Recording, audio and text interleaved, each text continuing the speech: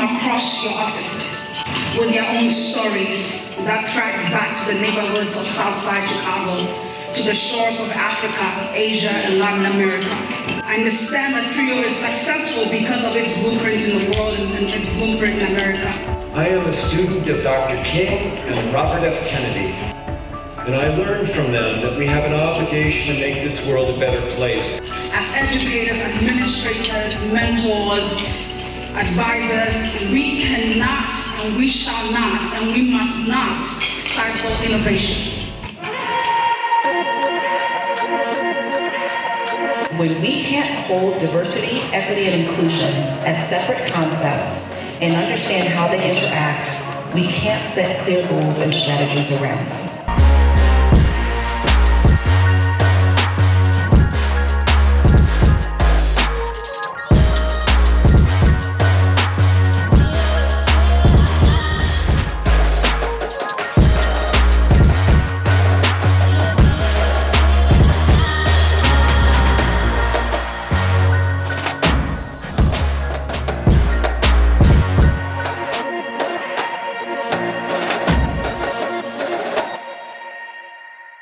Diversity, in its simplest definition and form, means differences. If you think about it, how many times have you met somebody and guessed their age wrong? How many times have you seen a woman that you thought was pregnant but was not?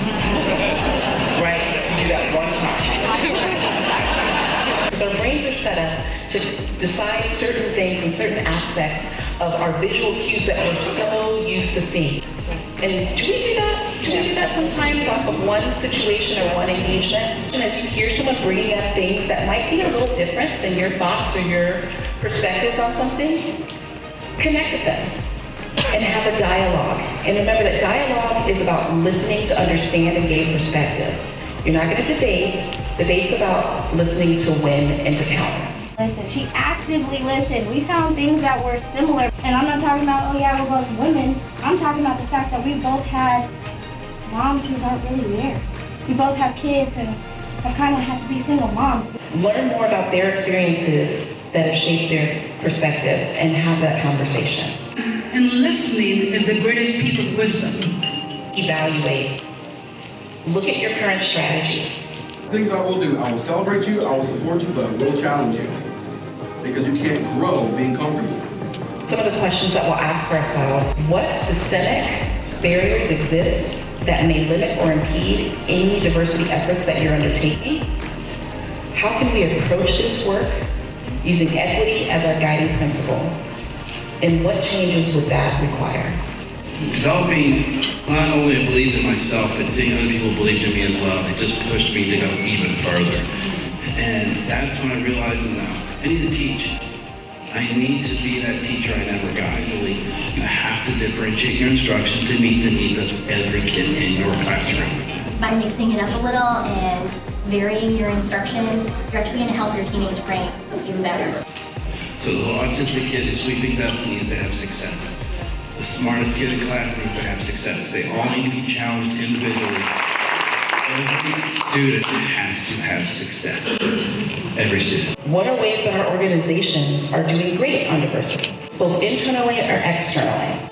Then I want you to think about, what are the areas that we're doing okay? Where are you struggling? What are the perceived barriers? And once you start to assess those things, then you're ready to move into inclusion. Inclusion is about culture and behavior. It's a sense of belonging. It is the power of human familiarity. The power of learning another human story. Some students may come to you very tough. Some may come to you very wounded. Some may come to you very thriving, all-knowing. Some may come to you quite complex and complicated. And some may be a combination of multiple things like this. Those of you in the room who have ever been made to feel other because of your skin color, of the place that you were born, your age, or political affiliation, please stand. A visible disability or gender or the gender of someone you loved, your marital status, a religion or spiritual practice that you engage in, your LGBTQ status, a suicide in your life, a socioeconomic status, your appearance. You appreciate this one fact. There is no such thing as other. There is only us. There is only us. It is the power of understanding that you are not alone. Our identity is essentially those building blocks of who we are. So this takes more of those individual changes. And many of us can't be expected to always be at 100%. Whenever you get to work, you have to just leave that at the door. But that's hard. Yes, it is. Right? What if you heard something traumatic just that morning? Are you able to just leave that? No. How do we start to just take that moment that that person who maybe came in a little late, recognize that there might be aspects of their day, their routine, which create spaces in which they may not be at 100%. What I always tell them to do is fill out your sticky note. If it's something that you just want to get off your chest, put it up. If it's something that you want me to address later, write your name on the back of it.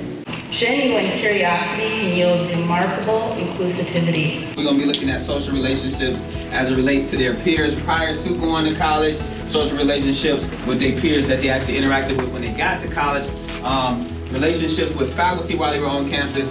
But I am in the process now of trying to beat my students to of them getting their degrees so I can get mine. And also any type of relationship they might have had with like their parents as well. And I think especially in the work that we're doing around higher education and working with lower income and marginalized youth, sometimes when you create an entirely inclusive environment, you can open yourself up to conflict. There was a 3-year-old little boy. I waved at him. He did this. So what happens when he goes to school and now he's dealing with stuff at home that's not his fault, and now his teacher, who may or may not look like him, sees him and says, oh, you're one of those kids. But we have to start looking at conflict and reframing that term and that word as a pathway towards innovation. Diversity and inclusion are both outcomes. Once you've kind of accomplished that, you can measure that. Equity is the hard work, but it is essential. And for us to make the change in the lives of those that we serve, we must start to invest in equity. Like 16, what do you want to do for your life? So it's like bearing on them. They're always thinking like, what am I gonna do functionally? What's my career gonna look like? What I try to do is relate. So the students tell me, well, I'm just gonna go to Vo-Tech and become an electrician. I just wanna get my electrician certificate. So then I find out a second interest, like, well, what else you want to do? So there's one student said, well, I like engineering as well. I said, okay, well, cool. You go to Vo-Tech, get your electrician certificate, but then you could turn around and go to a university, get your engineering degree, and then you can combine them, and now you're making triple the money. And so I try to find ways to link it. So now that student is like, oh, yeah, okay, I'll sign up for the program. So equity is about access and opportunity, with the understanding that we each start with different advantages and disadvantages, and thus have different needs to attain and access opportunity. It's a process. This was by Emily Stile back in 1988. How do we make sure that we're creating curriculum that gives students the opportunity to see both through windows and in mirrors? Because when youth are only experiencing the world through the lives of other people, that's looking through windows, they don't see their value. Upward Bound built the participants as social capital through allowing them to meet other students that had aspirations of attending college. Every time she would go to a student conference or a professional would come in, she would shake hands, get a business card, and keep in touch. Because outside of just presenting, we have chances to integrate and meet so many different people from across the country. And so when she started applying for jobs and whatever else, she would actually reach out to those folks and ask for letters of recommendation. The Racial Equity Institute has a theory called the groundwater approach. If you're walking past the lake and you see a fish, and that fish is upturned upside down instead in the lake, we often will look at that fish and say, oh, what's wrong with that fish? Something's wrong with it. We've got to fix that fish. But then the next day you come by and you see 20 fish turned upside down and they're dead in the lake. You stop realizing and thinking that the problem is with the fish, but perhaps it's the lake. When you're looking at or discussing racial inequities as systemic rather than individually inflicted, it allows us to see the system as we have inherited it. Our communities are deeply entrenched in systems which deny opportunity to lower income individuals and marginalized individuals. We talk about persistence and trio, right? We want them to persist to the next grade. We don't want them to drop out. We want to grant them access. And money is one of the biggest barriers for students not coming back to school. The same intentional influence of power can be used to change them. But if we cannot challenge ourselves to have these difficult conversations around our behaviors and beliefs, we aren't going to be able to create plans and strategies that change the policies and structures which create inequity for the youths and the family that we serve. After you've done that evaluation work, then you have to change. We don't change when we're comfortable. You cannot have strategies around diversity, equity, and inclusion that does not involve change. In much of our work, we spend time trying to fix the fish, when in reality, we need to start to work on the systems that have created the issues with poison. On the other side of your maximum fear are all of the best things in life. So let's lean into being uncomfortable and what scares you. Remember that complacency is the death of progress.